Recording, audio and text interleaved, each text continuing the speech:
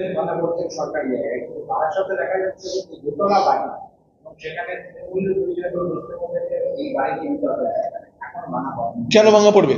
তৃণমূল দলকালে উচ্ছেদ হয় নাকি? উচ্ছেদ তো 3 দিনের উচ্ছেদ, আবার আসবে।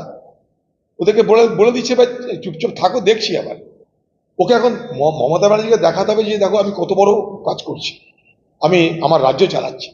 খোকাবাবু টোকাবাবু কেউ না, এই রাজ্যে আমি যেটা বলি সেটাই শেষ কথা। এগুলো থেকে এটাতে সেলফ অ্যাসারশনের চেষ্টা হচ্ছে। মমতা ব্যানার্জি কি জানেন না তার রাজ্যে সব জমি বেদখল হয়েছে? জানেন না? দখল হয়ে আছে, সব জানেন উনি।